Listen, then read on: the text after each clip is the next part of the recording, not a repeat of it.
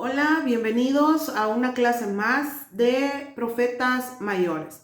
Esta materia es súper extensa, ¿verdad? Como siempre se los he mencionado, pero es muy interesante. Ahora vamos a comenzar con el libro de Ezequiel. Ezequiel es un libro importantísimo con mucha profecía. No lograremos ver todos los capítulos que tiene el libro de Ezequiel y más adelante, ¿verdad? Dentro de una, dos o tres clases, les voy a explicar cómo vamos a estar trabajando al final de este ciclo, porque ya pronto vamos a terminar. Más que todo con esta materia que aún todavía nos va a quedar material sin poder estudiar. Pero es importante que veamos la mayor cantidad posible de capítulos de lo que es Ezequiel. Ezequiel dice que tiene un propósito. Ezequiel, anunciar el castigo de Dios sobre Israel y otras naciones y predecir la salvación final para el pueblo de Dios. Castigo de Dios sobre Israel. Vea que eso es importante. Y otras naciones. Pero además de eso va a predecir la salvación que va a haber para el pueblo. Entonces, a pesar de que hay castigo, el castigo siempre es para aquellos rebeldes que no quieren obedecer, los que no quieren nada con Dios. Pero al mismo tiempo Dios va a salvar a aquellos que en realidad en medio de toda circunstancia están ahí fieles a Él. Y yo creo que esa es la parte importante de este mensaje de lo que es Ezequiel. Luego, el autor del libro de Ezequiel es Ezequiel, hijo de Buzi. Luego tenemos como destinatarios. ¿A quiénes puso él como destinatarios? Puso a los judíos en el cautiverio de Babilonia. Y dice que a todo el pueblo de Dios en todas partes. Significa que es para todos nosotros también. Estas palabras que están acá. Y el ministerio profético de Ezequiel se realizó en la época más tenebrosa, dice acá, del Antiguo Testamento. Ezequiel tuvo de verdad bastante dificultad, pero hizo lo que Dios le dijo que tenía que hacer. Ezequiel dice su nombre significa Dios fortaleza. Y él venía de una familia sacerdotal. Eso lo vemos en Ezequiel 1:3. Dice que pasó sus primeros 25 años en Jerusalén. Estaba en la preparación sacerdotal para el servicio en el templo cuando lo llevaron cautivo a Babilonia en el 597. Unos 5 años después, a los 30 años de edad. Ezequiel recibió su llamamiento profético y comisión divina, después de lo cual sirvió con fidelidad durante por lo menos 22 años. Un profeta en el Antiguo Testamento era de verdad complicado para ellos, súper difícil la situación, pero ahí se veía quiénes eran los verdaderos profetas, aquellos que se mantenían en lo que Dios les decía que hicieran. Y Ezequiel era uno de ellos. Ezequiel, dice acá, tenía unos 17 años de edad cuando Daniel fue deportado. Cuando Ezequiel llegó a Babilonia, dice, Daniel ya era famoso como un hombre de extraordinaria sabiduría profética. Ezequiel se refiere a Daniel, ¿verdad? El profeta Daniel también, si ustedes recuerdan acerca de él. Lo menciona 3 veces en este libro. En el capítulo 14, versículo 14, en el versículo 20 del mismo 14 y en el 28:3. A diferencia de Daniel, dice acá, Ezequiel estaba casado. Eso lo vemos en Ezequiel 24, del 15 al 18. Y vivió como ciudadano común entre los judíos exiliados junto al río Quebar. Y eso lo vemos desde el primer versículo que se menciona acá en Ezequiel, en el 1:1.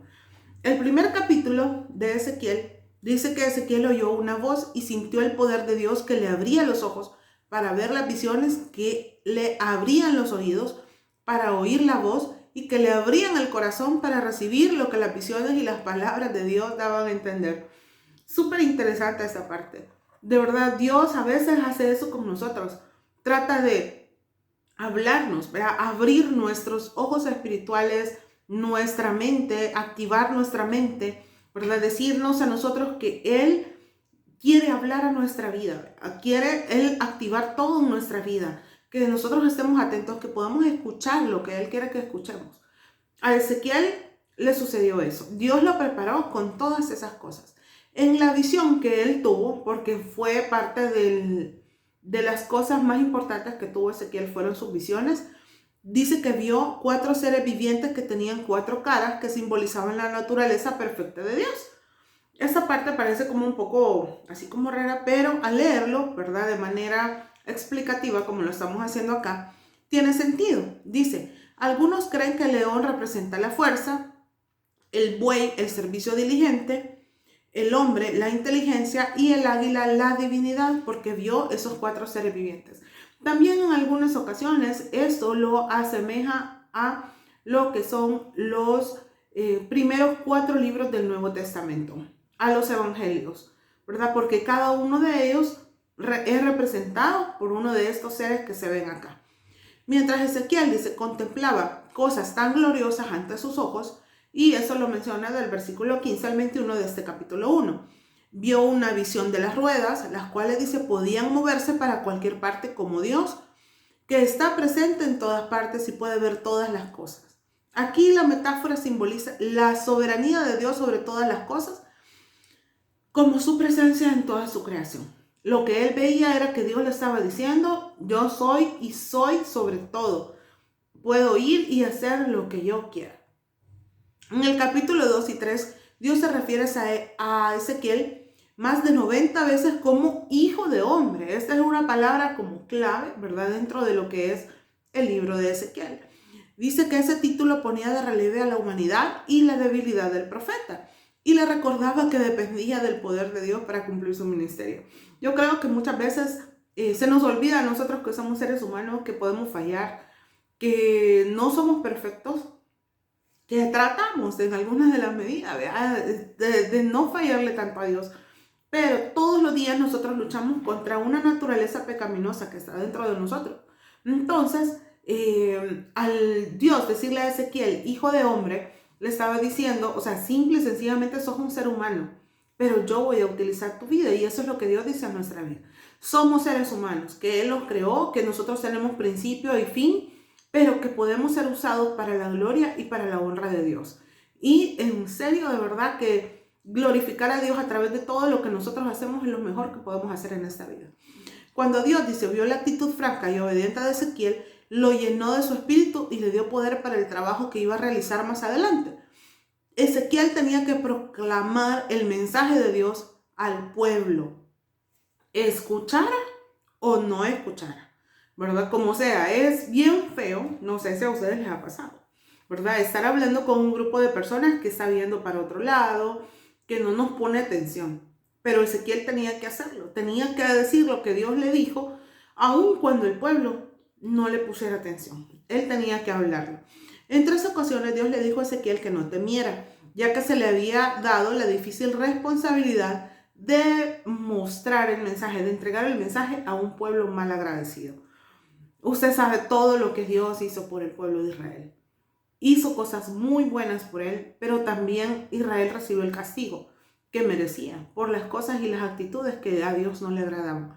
En su visión, Ezequiel dice que comió el mensaje de Dios. Eso lo vemos en el capítulo 3, del versículo 1 al 3, y dice que encontró que este alimento espiritual no solo era bueno para él, sino que era dulce como la miel. Eso significa que a pesar de que, pues sí, comer algo así no iba a tener como mucho sentido, ¿verdad? Para Ezequiel, pero Ezequiel lo hizo.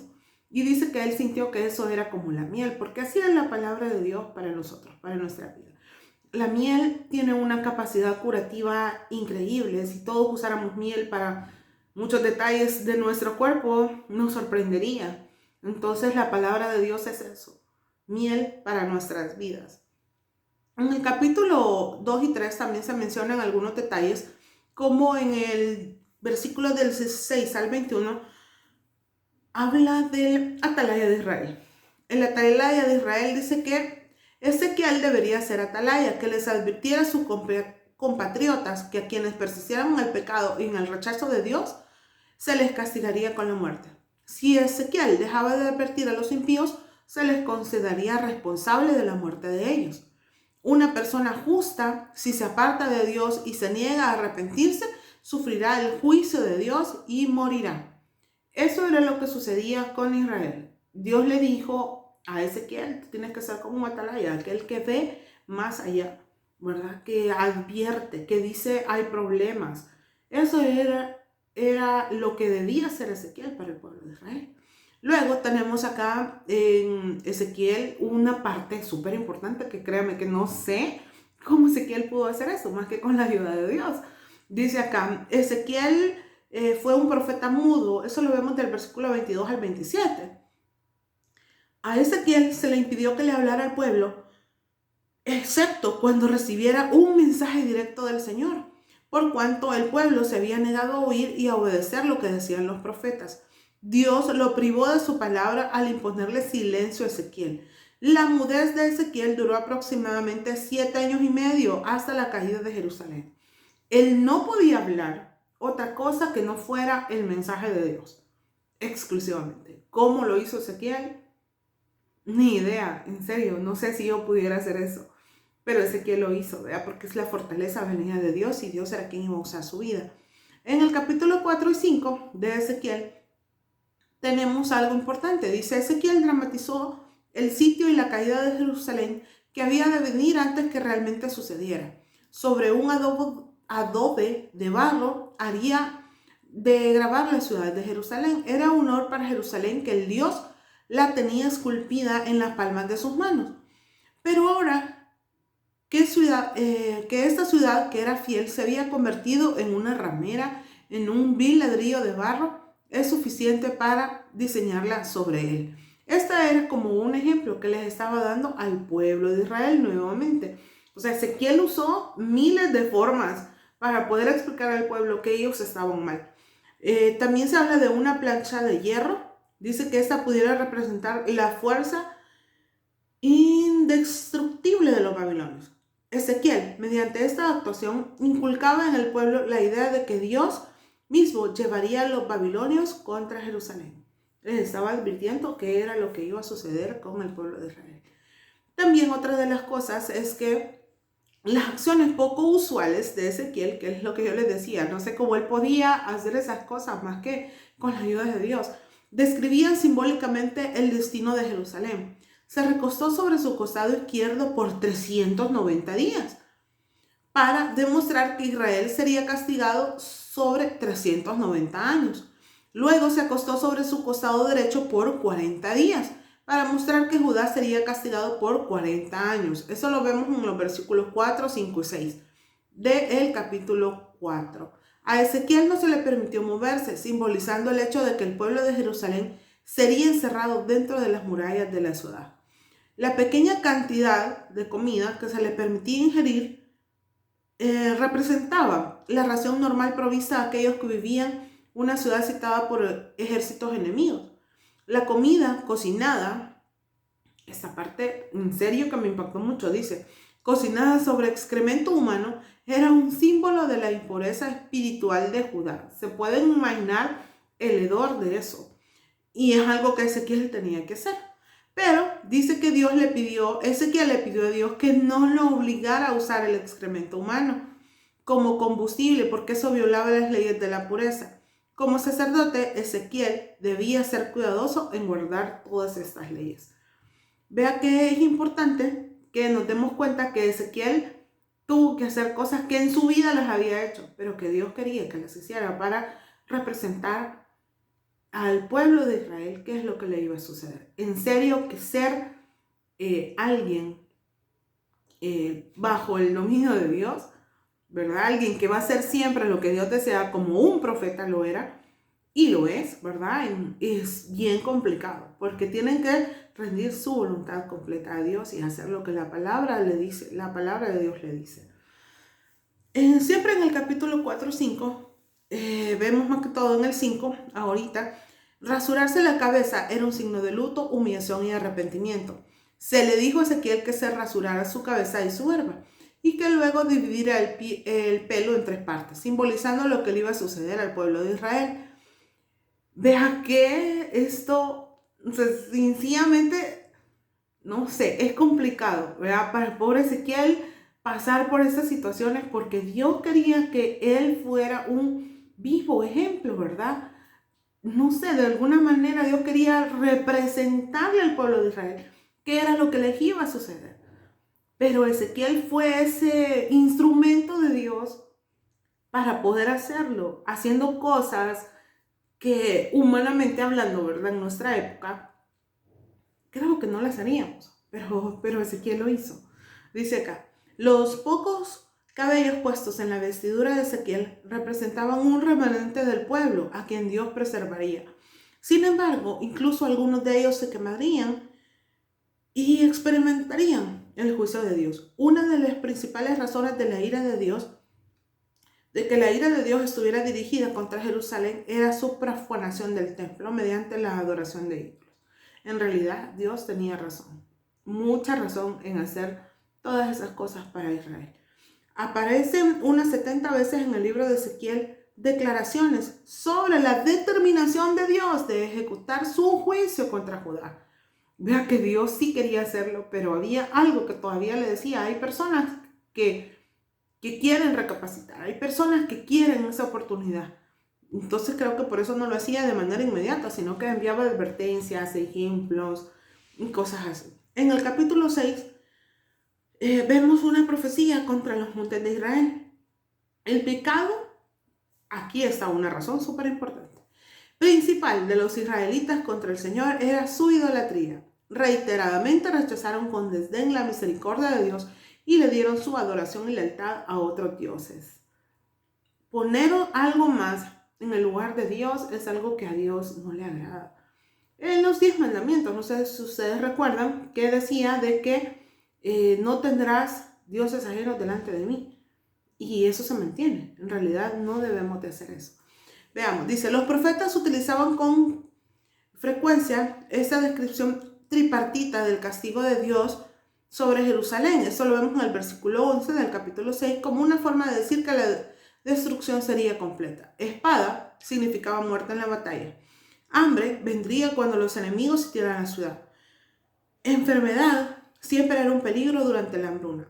Las frases, y conocerán que yo soy Jehová, se repite en este libro con el propósito de recalcar en la gente la verdad de que el Señor es el único Dios vivo y verdadero. Amén. Así es. Y eso es lo que quería Dios recalcar en el pueblo. En el capítulo 7, el castigo se acerca, dice, pronto iba a llegar el día de la ira y la destrucción para los israelitas. Su rebeldía contra Dios terminaría abruptamente. Los malvados y soberbios obtendrían lo que se merecen. El pueblo de Dios permitió que su amor al dinero lo llevara al pecado. Y por eso Dios lo destruiría. Eso lo vemos en el versículo 19 de este capítulo 7. Dios le dio al pueblo oro para decorar el templo, pero lo utilizaron para hacer ídolos. La idolatría en realidad había gobernado sus vidas y eso estaba destruyendo todo lo que tenían. El pueblo se vanaglorió en sus construcciones, el templo mismo fue una fuerte vanagloria, lo vemos en el versículo 24. Esta soberbia sería aplastada cuando los malvados e impíos babilonios destruyeran las casas. Aquí nos damos cuenta entonces de que era lo que Dios quería del pueblo de Israel, que se volvieran hacia Él. Y Ezequiel fue un profeta súper obediente e hizo todo lo que Dios le dijo que tenía que hacer para que el pueblo entendiera de una sola vez. Dios siempre va a estar dispuesto a mandarnos señales por todos los medios para que nosotros volvamos nuestro corazón a Él. Que Dios le bendiga. Nos vemos en una próxima clase.